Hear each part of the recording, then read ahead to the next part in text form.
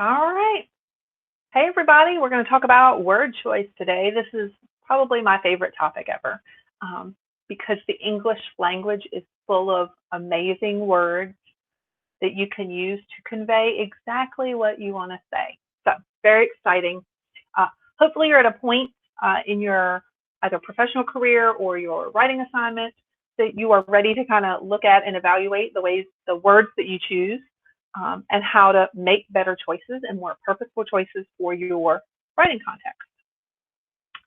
So, in terms of word choice considerations, word choices must be considered by evaluating purpose and audience. So, why are you communicating and who are you communicating to, right? And think back to tone. Do you want to create an informal or formal tone, right? Word choice situations include the use of jargon, so technical or industry-specific language. So it's usually for a specific audience.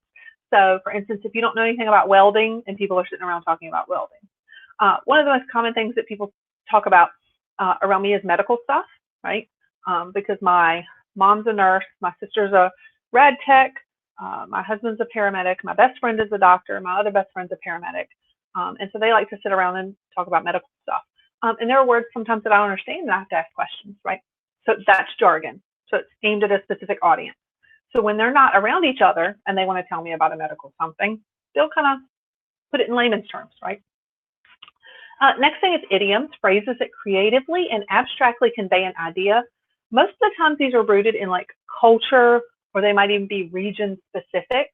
One example is barking up the wrong tree. So for instance, that might be specific to the South. So if you're presenting to Japanese investors, they might literally think you were barking at the wrong tree. They might take it literally.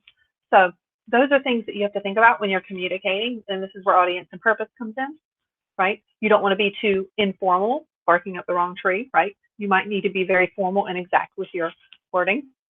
Another one is cliches. These are phrases that are overused and have lost meaning over time. So we used them a long time ago, and now they don't garner as much attention or shock value as they used to. So for instance, when we say shatter that glass ceiling, we're talking about the women's movement. And now that doesn't have the strength that it used to have. So you would want to say that in a more clear way, in a way that garners more attention, because people will gloss over it. Whereas 50 years ago, that was a way to empower women. Another one is synonyms. Words that have similar meanings, they are not interchangeable. All words have distinct meanings. Words are not, synonyms are not twins, they're cousins.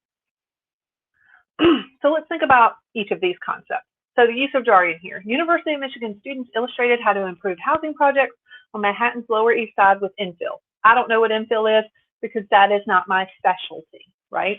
So if I was writing an essay about housing projects in Manhattan, I would need to explain this if I was writing it for a class because my teacher might not understand that, right? So thinking about audience. However, if I was presenting this to some city planners, they would know exactly what I was talking about, and I wouldn't need to explain it. All right, idioms. Sarah really needed her assistant to be more of a team player, right? So this idea of team player is kind of played out. I think it's from like the early 80s when a lot of the leadership research was really becoming very popular, and it talked about leaders and CEOs treating people like teams, right? And now, it's kind of an exhausted term. We need a new term for that. Cliches. Thieves who plan a major cyber attack on banks in 2013 struck while the iron was hot. Okay, so striking while the iron was hot is specific to a certain culture or region. It's a wording that was developed in a specific situation and then was by word of mouth traveled to many places, but there are still places that might not use it. My husband is from Pennsylvania, and they have a lot of sayings that we don't say in the South. And one of the things that they say is slippy. They don't say slippery, they say slippy. Another thing, they don't call the side of the road the shoulder, they call it the berm. My husband was talking about the berm, and I didn't know what he was talking about, right? So word choices are rooted in regions and cultures. So for instance, certain cultures call things. So for instance, if you are belong to a Spanish-speaking culture, like a Portuguese culture, or maybe you're from a certain country like El Salvador. You might have a certain way of saying things that other countries, right, or other areas might not say to convey an abstract meaning. Okay, synonyms. Last one. This is my favorite. The driver talked about the accident with the officer. Okay, very plain, very boring, doesn't convey enough information. You can use one word and be very specific and help people see and hear and interact with your content in a way that other things don't allow you to do. So the driver talked about the accident, big deal, right? So let's think about replacing talked, okay? Now remember, when you go to the thesaurus.com and you're looking for a replacement, okay, they're not twins. You don't just pick a random word, okay? Some of you guys go in and you pick the biggest word that you don't know and then you put it in there and it makes no sense. Don't do that, okay? Don't do that.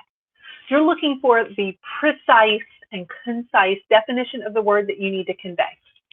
So notice when you first get on thesaurus.com and you type in the word talk, you get these little categories here. So notice noun, noun, verb, right? So not only is talk a verb, it's also a noun, right? So it means discussion, right? So let's have a little talk about your curfew, right? Or communication with language. Your boss comes up to you and says, hey, we need to have a talk today, right? Could be good, could be bad, depending on body language and so forth, but he just wants to communicate using language today with you, right? Then you have verbs, which is produce words in form, right? Very neutral, okay? And notice this one that I picked means gossip. So yeah, gossip is very different than report, isn't it? So report, chat, report, gab, right?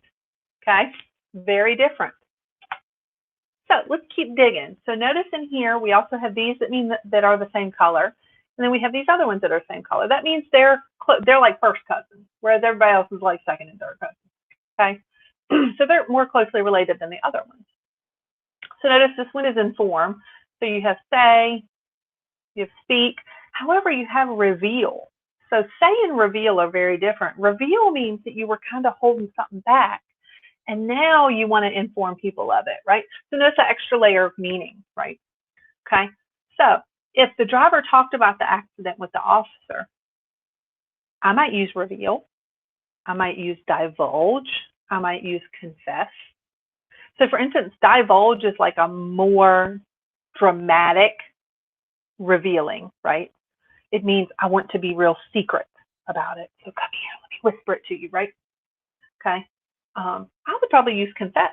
So the driver confessed the accident to the officer, right? And a lot of it depends on what you mean, right? You would know what kind of meaning you want to voice, right? But I definitely wouldn't say babble, unless the person was completely incoherent, right?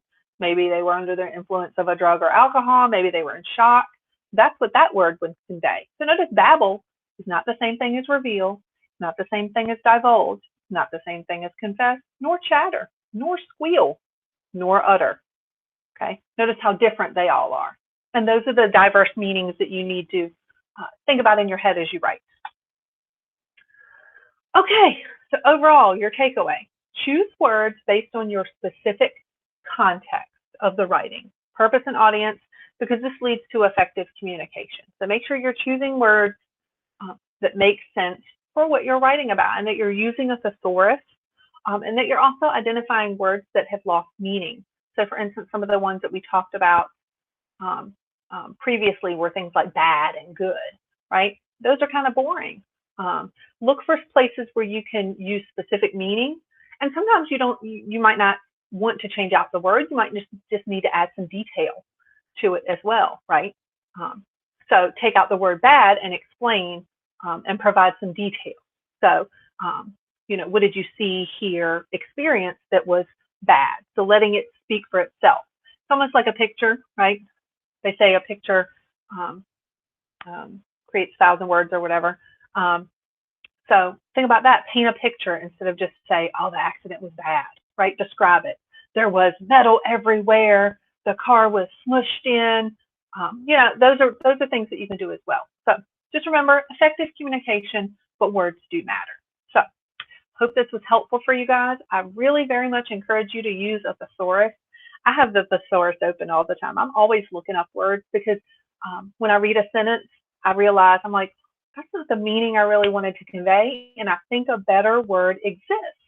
So that's what you have to think about, and you have to think about it this way. So what do you want? Do you want to go to a buffet that has steak? No, it's like the best steak in the world. So do you just want to go to that buffet and just have steak, even though it's the best steak in the world? It does the job, it's steak. Or would you rather go to a buffet that has a variety of good stuff that's all very different and you get to pick, right? And as humans, that's what we want. We want the buffet, right?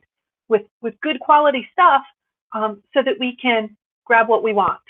And that's what word choice allows you to do. Word choice allows you to grab the word that you need to convey what you're feeling, to support your context, to achieve a purpose. So that's the way you got to think about it, guys.